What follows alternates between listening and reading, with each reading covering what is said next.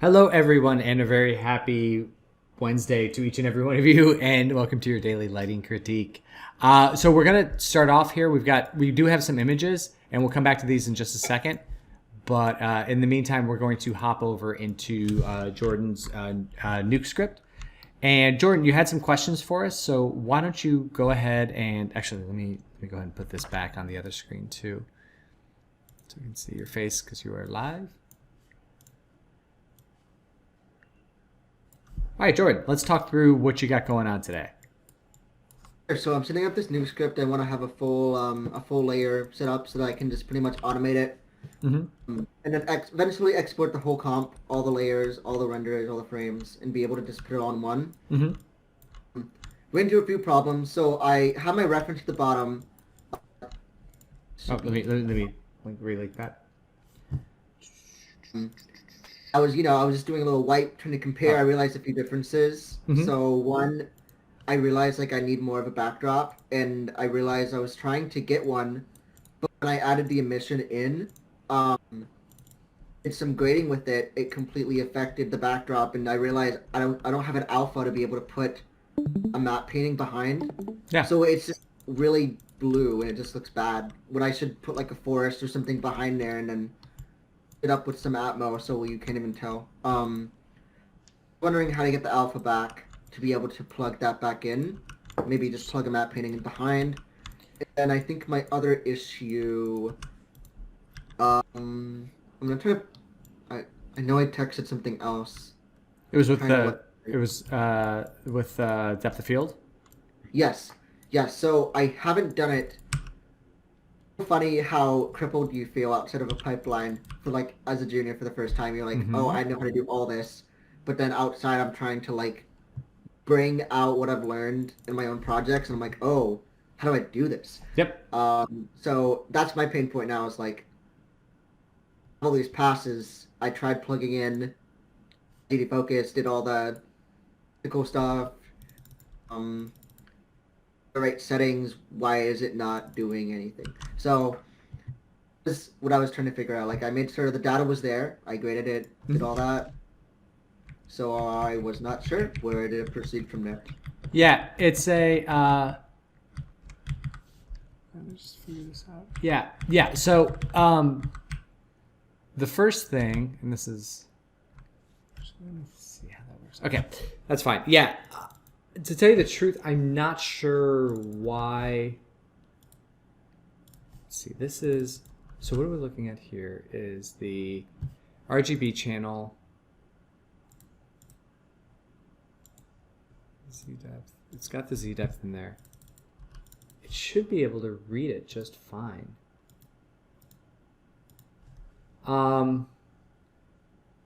I'm not sure why this is working, so I'll have to dig through and come back to this. I'm not 100% sure. If anybody else sees something, please shout it out. But this is like the normal setup of this: is you would pull this in, you'd pull in your Z depth data, you'd shuffle the Z depth out, and then you would grade it the way that you have. In a way, and I'm looking down here. Actually, I wonder if it's just the data isn't quite right. So like I'm looking down here in the bottom right, and I'm seeing that the numbers range from like 105 to 147. I wonder if there's something that's like not adding up right with this. It's odd. Yeah, it's odd. I'll put it that way. Actually, you know what? Let's change this to all. Let me play around with it more later. I'll do it offline a little bit, and we'll take a look there. In terms of your alpha channel, so the way that you've been breaking this up is actually producing no alpha in any of these images, right?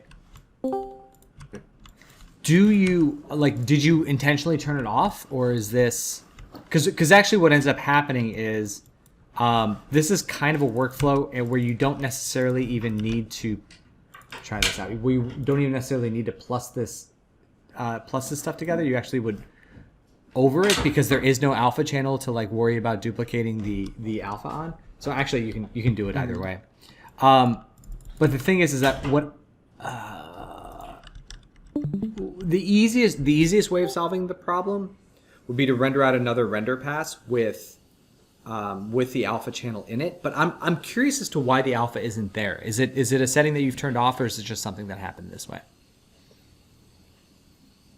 It's possible I maybe didn't check include alpha. Yeah. I mean, I'm pretty sure I did, but I'm just gonna assume I didn't. Right. In this case. Okay. So let's. Even if you did and it's not showing up, there's something like. There are ways that you can do it. I mean, like, you could definitely render out like, I've done this before too, where you just render out like a pass where anything that doesn't have, like, because none of this stuff has fur on it or any sort of transparency on it. So you can render everything out with like a plain white shader or even a black shader on it. And then render it out as a normal pass, no AUVs, nothing special, making sure alpha's turned on. And then you can have another pass that is exclusively your alpha channel. And then you could just use a copy channel and bring that in. Actually, is that what's missing from this? I feel like there's a copy channel that happens in here too. I can't remember. I'd have to look again. Sorry, there is a copy channel that happens somewhere in that stack, and you just hit on the point that's been my bane of my existence, is that once you're in the studio for a while, you get soft and you lose your skills with some of this stuff. And that's one of the things that, because I don't set up depth of field this way anymore on a regular basis. Like, you either have nodes that are customized to your workflow, so you literally just plug it in and it just does it all behind the scenes, or I do it in the render. It's funny, yeah. You do, yeah. You lose it pretty quick. I think I learned so much. Like, I would never have touched comp before my studio work. So, like, I learned so much about comp. There's so many different things that I know, like, how to approach a comp or what to do with my settings. Like, I know, like, a million things, but I only know how to do that or what it looks like in a pipeline setting. So I'm like, shoot, I have 100 things to learn on my own on how to do it on a project. I'm like, uh-oh. Yeah. Doomed. No, it's kind of a back and forth, right? Like, because you don't know that those processes exist or that workflow exists until you go into a studio and you see those nodes. But understand that all of those nodes, all of that structure is just based on what Nuke inherently does. Very rarely is that like unique Python scripted craziness. Usually it's just like you just control enter into and it just becomes a group that you can go in and be like, oh, it's just a series of grade nodes and stuff. And then you can kind of piece it together and see what they're doing and see what they're you call them the atomic nodes, like the very basic ones, and you can get to the fundamental element. But yeah, most of the time Nuke allows you just to control enter into, and you can just dive into, even if it's a gizmo, you can see what's underneath it. Yeah, and then in terms of the look of the shot, I think the biggest thing that I would work on from this point, because I think your color, I think your values are in line with the reference, and I think they're looking right. Everything about me wants to add warmth to this shot, but it's not in the aesthetic stylings. You mentioned having foreground elements. I think that would help out a lot. I think that because that adds both framing and dynamic range to the shot, where it's like some framing elements in the foreground will give some shape and provide a natural vignette, but also will provide those the darkest darks, so that we can have like the full range of values in the shot. But the other thing that I would work on adding is like, we have everything focused up right here, and that's really nice. I still think we can add some pockets of light hitting around here, the way that there's like little pockets here, like kind of all over the place. But their intensity is not what it is here in the center, right? Like, they're it's 20% off or whatever, but it's providing insight into the surrounding areas. Like, this tree in here, these trees in here, just get like no light at all. And same thing with these over here. But if they got little pockets the same way that these do, I think that would be good. I think I might have got rid of a lot of it on accident with the vignette. Like, I'm curious what you think of the pockets, because the pockets, I did add like a lot of pockets in light, like you mentioned, but I think I killed them on accident. I think. Yeah, let's see how. You know what it is too. Yeah, you done killed some of them, but I think the thing with the pockets right now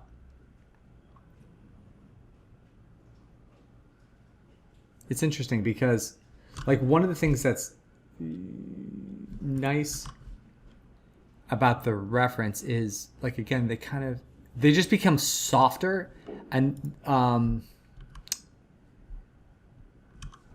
the problem I'm seeing with these is that there are a lot of sharp shapes within them, right? Like there's a lot of like little shapes, and usually with this kind of stuff, you want it to be like a soft, like in here, like if I just look in here, this pocket of light has all these leaf shapes in it, and really what I want is the way that this kind of falls and creates kind of a softer, bigger shape.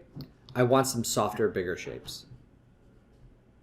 So like light that cuts through, but mostly it's because the smaller shapes happen on the leaves, the sticks. The broader shapes happen on the tree trunks. So I think it's just allowing light to get on these trunks a little bit and create. I see what you mean. Yeah, it's really hard to describe, but it really is just like, because you really want all the detail to be in the center and everything else to just around, and then the surroundings to just be kind of just a little bit softer. Okay, I see what you mean. Thank you. Cool. All right, great. Yeah, and then I think the rest of it's coming together really nicely. Cool. All right, let's hop over into some still images. All right. Forrest got his camera turned on, so we're going to reward him and let him go first because I like it when cameras are on. It makes me feel like I'm not quite as alone in my bedroom doing these. So, okay, Forrest, I think this looks great. And I knew you were coming today, so I was kind of, I gave you that one last, I didn't give you the last note just to have you here so we could clap for you today, but I think that feels about right. How are you feeling about this? How are you doing? I'm happy with it. I think that every kind of iteration, it got better and better, and then with that final one and bringing the saturation back, it really popped. Yeah. So that's great, and I love like the detail on him is so good. It looks really, really good. I'll leave it. I'll shut up for a few seconds and see if anybody else has any notes. If not, prepare to unmute yourselves because we're going to do some clapping. All right, here we go. Congratulations, Forrest. This looks great, man. Yay! Yay! All right. Great job. All right. Hilariously, I just in the last minute just submitted the next piece that I'm working on. You jerk. Yeah. Yeah, you need a break. All right, let's see. All right, let's take a look at this one. So this one is for some feedback I got from an interview I had of an original piece. So I'm kind of redoing it, trying to tell a story a bit more and a little bit less like thinking about optimization in Unreal. So this is like trying to... You know what? I've seen this set before. Somebody else did this recently, and this looked pretty cool. I like the light source behind the chain link fence. Like, these things can be really cool. The one thing about their scaling really does indicate a light source very close, which I guess makes sense. The biggest thing that I'm seeing in this is like, I want to just push the brights brighter.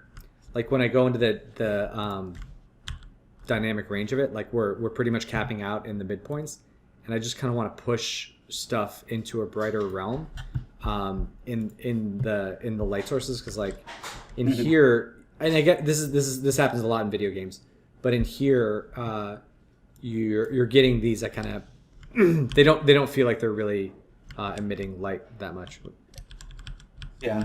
So really bump that up. Really give that a good kick in the pants. And actually, let me do this as a separate layer so that I can kind of dial it back. So for stuff like this, are you doing it all? I guess the way that these things work is like, could you go in and adjust things in the comp? Like, is that cool with the Unreal stuff? Like, I don't. No, it's all done in Engine. Got it. I do have a post-processing volume. Yeah. That's fine. So I think it's just a matter of pushing their intensity in the render then. And then I would do, if you could do something else to add more detail to the floor, because that feels pretty, it feels pretty clean in this otherwise very messy scene, like a splatter of paint or something. I don't know. Yeah, I could throw some garbage around. Throw some garbage on that floor. And then like, yeah, because the texture on it just feels like it's clean concrete. wondering too, and this might have just been because I just brightened it up. Yeah, maybe shifting, because I'm seeing as I brighten up that this has more of a yellow tint versus the light that's coming out of it that's a little bit more orange. So maybe just warming that a little bit.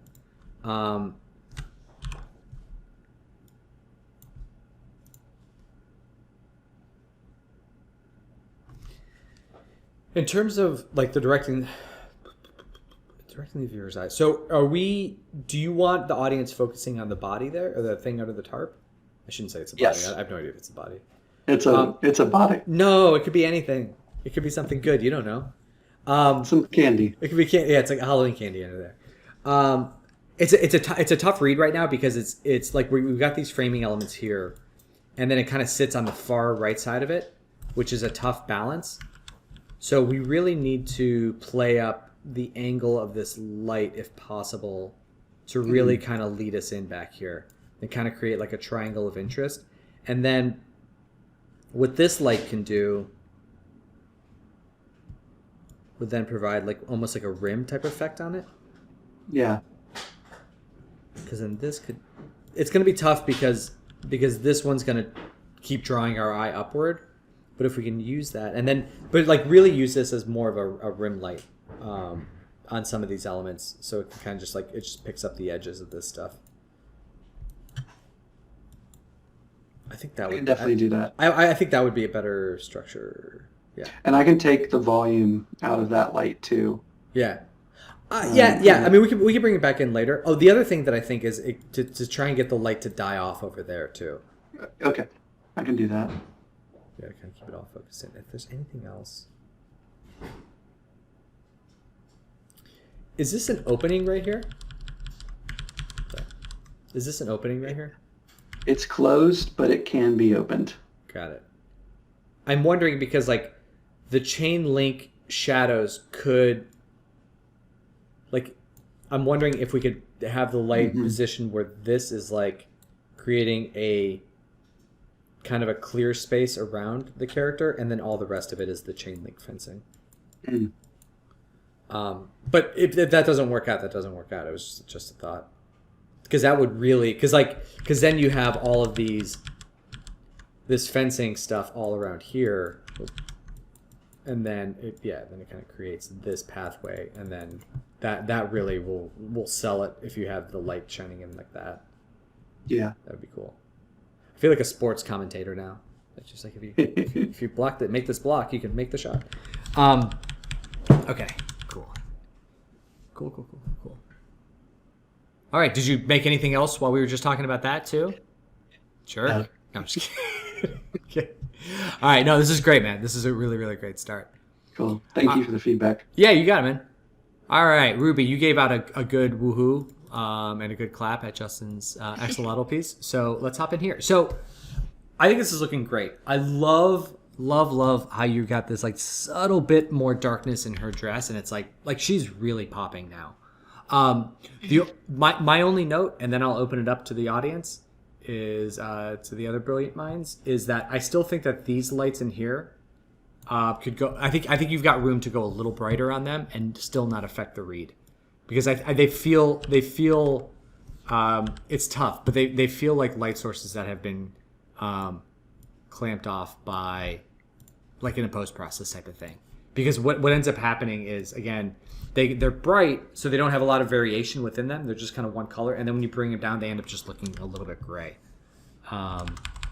So I would just kind of go into, I kind of deleted those over there, but I would just kind of do something like this.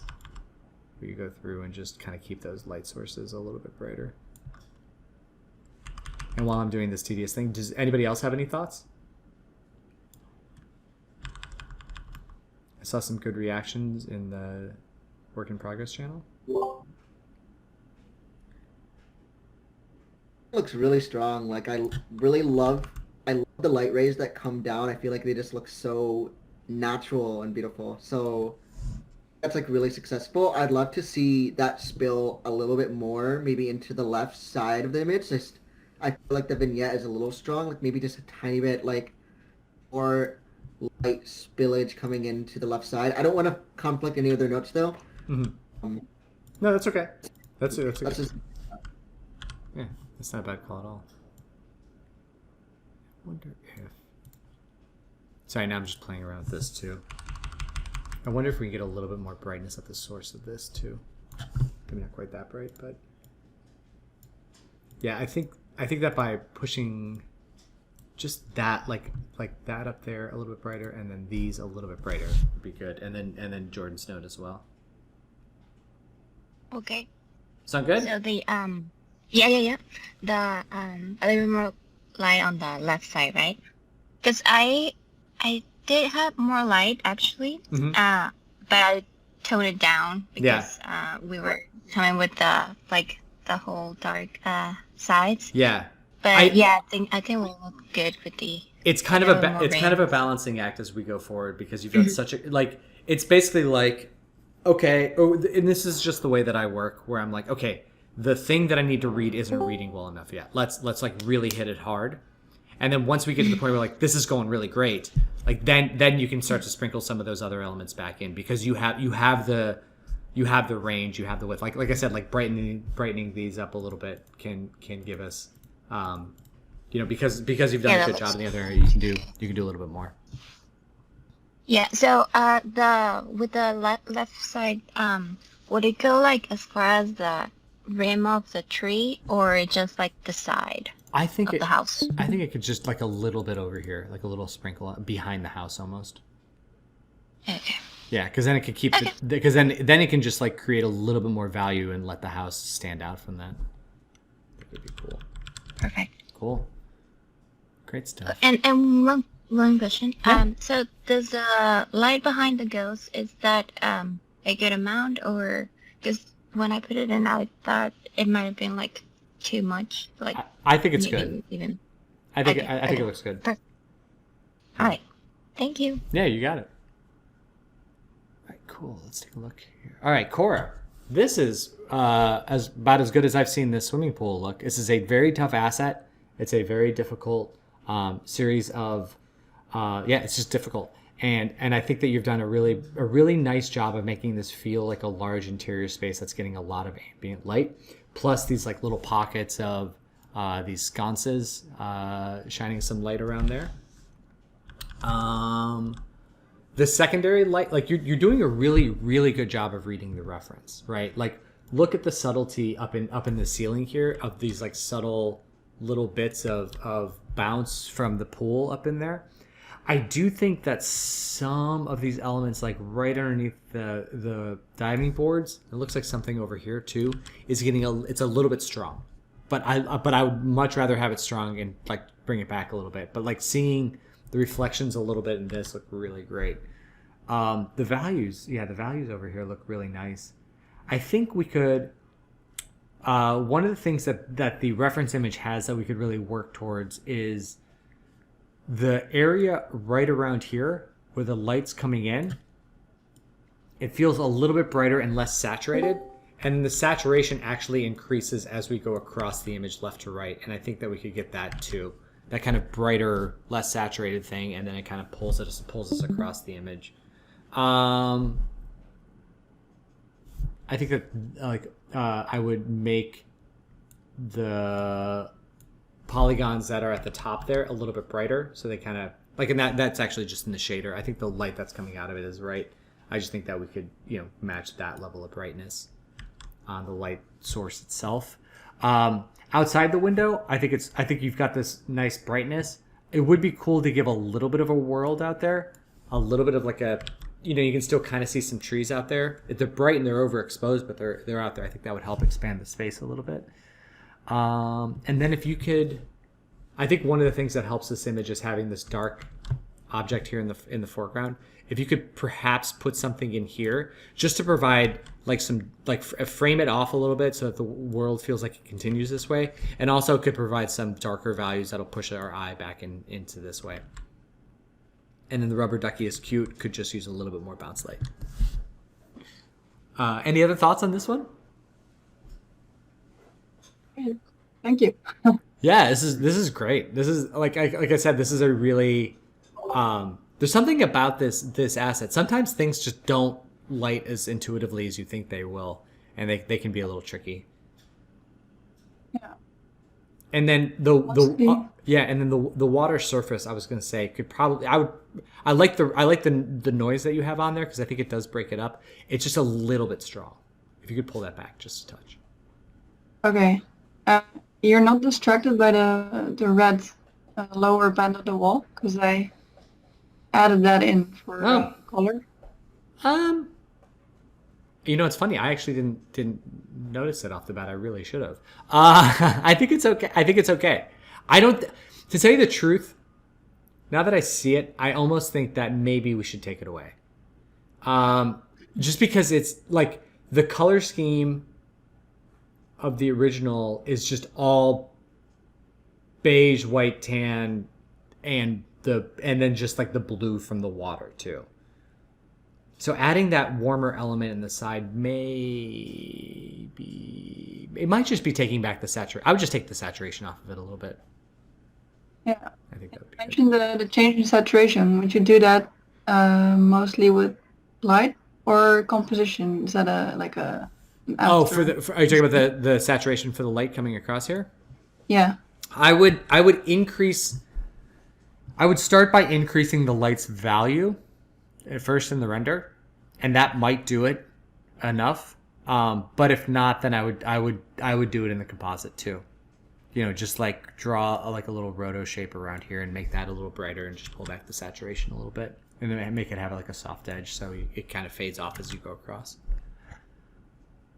Okay. And even if this was an animated shot, I would do that because, you know, you can pull a world space matte, and this is probably like, I'm guessing this is like the x-axis of the shot, and so you would just pull the x data and say, you know, closer over here it's brighter and less saturated, and then as you go over there it gets less so. So even if the camera was spinning around, it would still work. Yeah, it's a cool idea. Yeah. I'll look into that. Yeah. All right, cool. All right, Jordan. Yeah, so same notes from the Nuke session. All right, and then we got Justin. Justin is here. Hello, Justin. How's it going? Good, man. Yeah, I like adding the green up there. I think that actually works. I know it doesn't like have a light source, but I think it kind of helps tie everything together. The green surroundings kind of work well. I think that's looking good.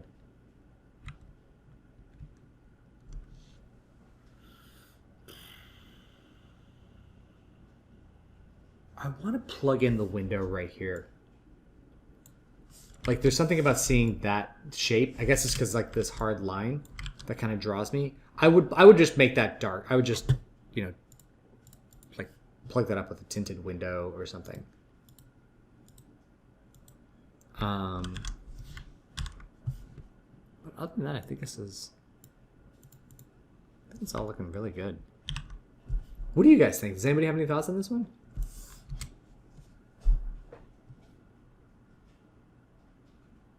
I like it. I think maybe the tree to the left of the house might be too distracting, too dark. Yeah. The trees to the left of the house? Yeah. Yeah. You think they're too dark? Yeah, like the shadow side might be too dark. I don't know. At least they pop for me. Yeah. That's interesting. Let's see. But I really, yeah, I think, you know, I wonder if it would be even, let me try something. I'm wondering if it would be better, instead of making them brighter, if we made a vignette a little bit stronger on the sides. Because there's really, outside of the central area, there's really not a lot that we need to see outside of there. It's pretty desolate. I wonder if we can get away with...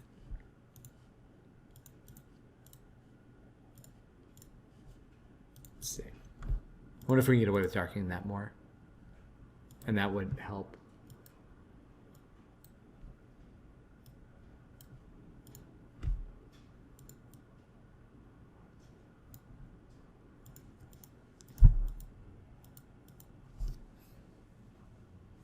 I think we can get away with...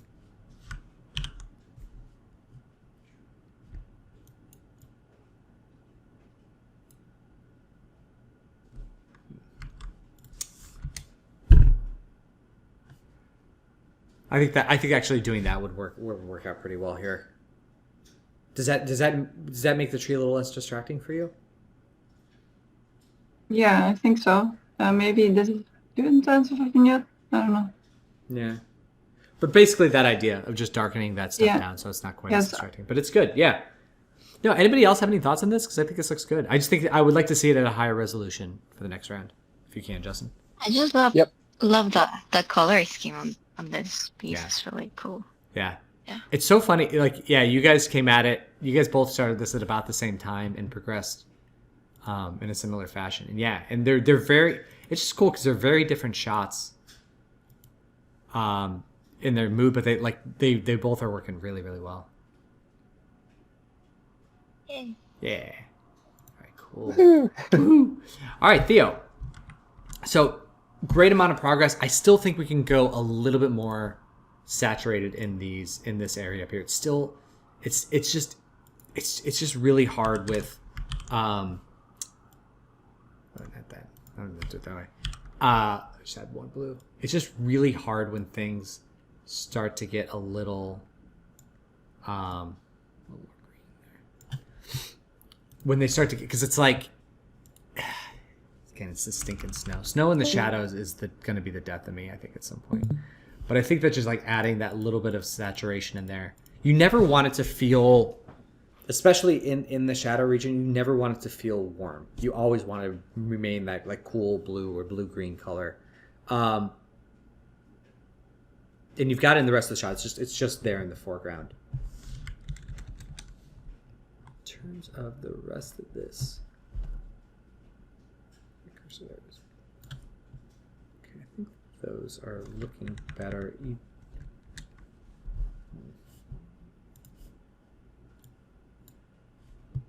I was looking at the. We now have some variation in this white snow here, which works out really well. The snow on the trees still feels a little clamped, and also there's a very sharp shadow. That might be doing it too. In here, you can see it kind of in there. Whatever light source is causing that, I would soften that a little bit. And then the value of it.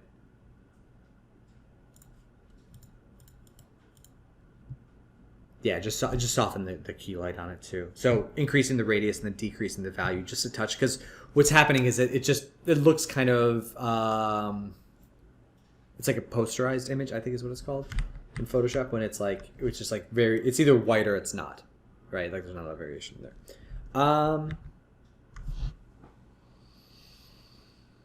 The rest of it feels good. Do you guys have any thoughts?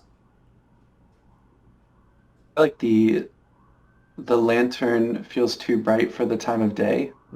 So this is my first time seeing this piece, and at first I thought it was a tree, or I thought it was like the sun kind of peeking through trees, like and so it just didn't read right away to me as a lantern or on That's a the good call. house. Let's give that a try at the next iteration. Let's tone down the lantern.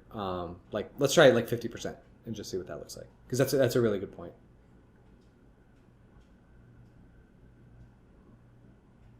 That's great. All right, cool. All right, great work today, everybody. I'm going to say bye now, and I'll stick around and see if there's anybody who has any questions or anything. All right, cool. Thank you guys so much for joining in today, and I will talk to you all very soon. All right, be good, everyone.